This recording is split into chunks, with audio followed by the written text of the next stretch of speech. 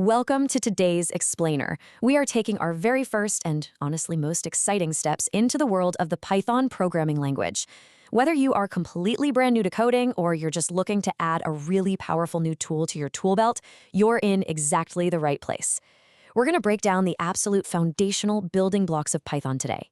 We'll focus heavily on clarity and structure so that by the end of this session, you're ready to start writing your own code.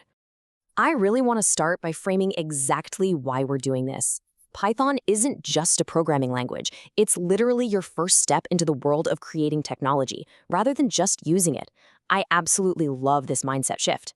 When you learn to code, you stop being just a consumer who scrolls through apps or plays games. You actually gain the power to be the creator behind those screens. It's an incredibly empowering feeling. So here is our roadmap to get you building as quickly as possible.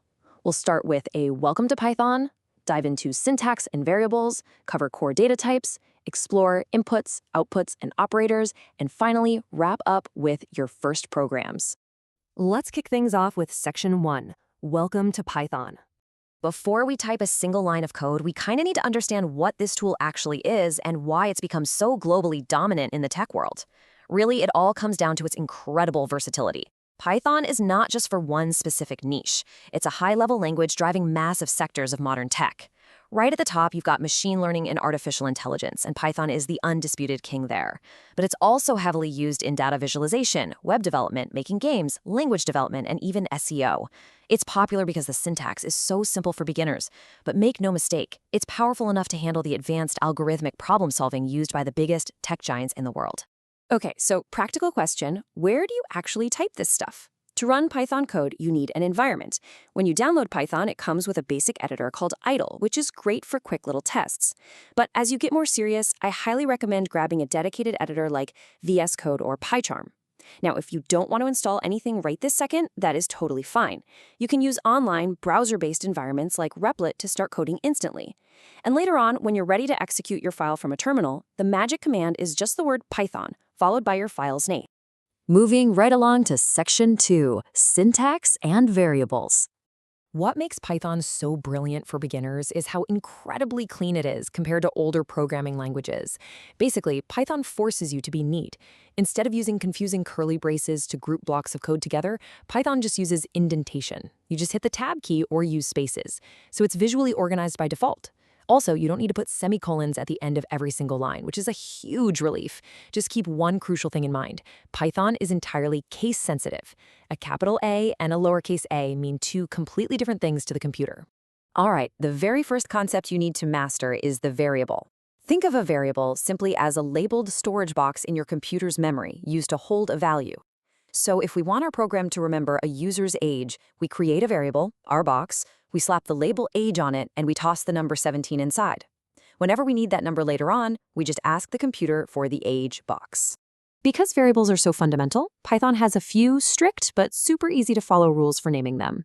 Your variable names have to start with a letter or an underscore. They absolutely cannot start with a number. And this is a big one. Python hates spaces in names, so they can't contain any spaces whatsoever. If you want a variable for someone's full name, you might write the word name, an equal sign, and then the value, like Inqilab Patel inside quotes. If you really need multiple words for your label, just use an underscore to connect them, like first underscore name. Which brings us to Section 3, Core Data Types. Now that we know how to store data in these labeled boxes, we've got to talk about categorization. Computers are fast, sure, but they aren't inherently smart. They treat text and math completely differently. That brings us to our 4 essential data types. First up, the int, short for integer. These are your whole numbers, like 10, positive or negative, but no fractions. Second is the float. This is how Python handles decimal numbers, like 3.14. Third, we have str, which stands for string. This is literally just text, any characters wrapped in quotation marks like the word hello. And finally, bool, short for boolean. This is the simplest one. It only has 2 possible logical values, true or false. Understanding exactly which of these 4 types you're working with is going to save you a lot of headaches later on. Let's dive into Section 4, Inputs, Outputs, and Operators. Up until now, our data has just been sitting there quietly. But this is where the real magic happens, and our programs become interactive. We have 2 fundamental ways to communicate. For output, meaning sending a message out to the screen, we use the print function.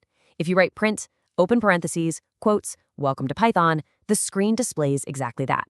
On the flip side, for input, receiving information from the user, we use the input function. When you write something like name equals input, enter your name, the program actually pauses. It asks the user the question on the screen, waits for them to type an answer, and then stores whatever they typed directly into our variable named in name.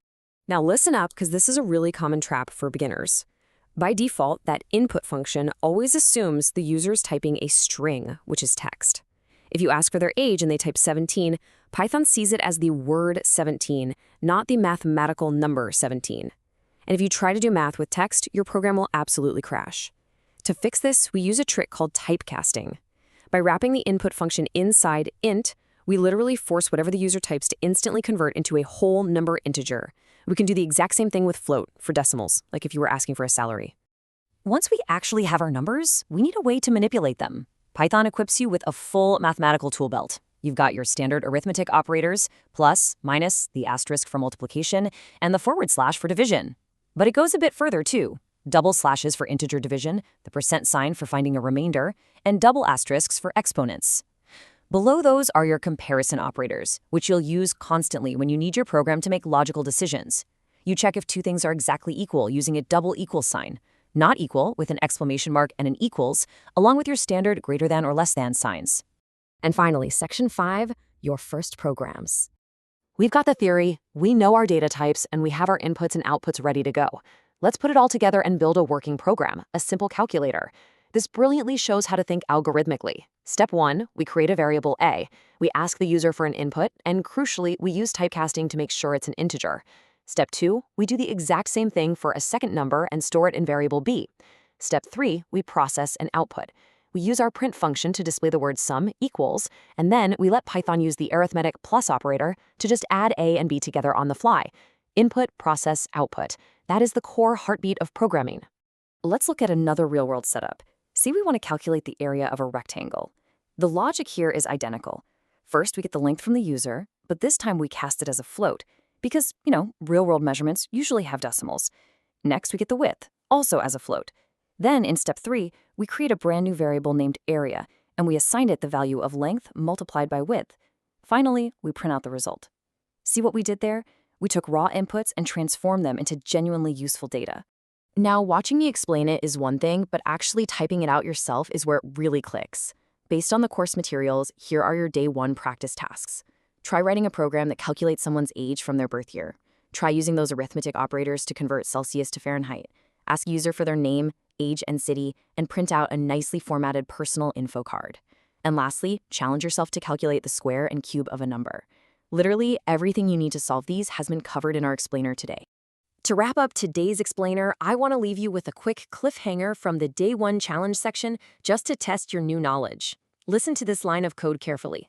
Print 5 plus 3 times 2. Predict the output for me. Is it going to be 16 or will it be 11? How exactly does Python handle the hierarchy of math operators? Think about it, test it out in your own editor, and keep that curiosity fired up.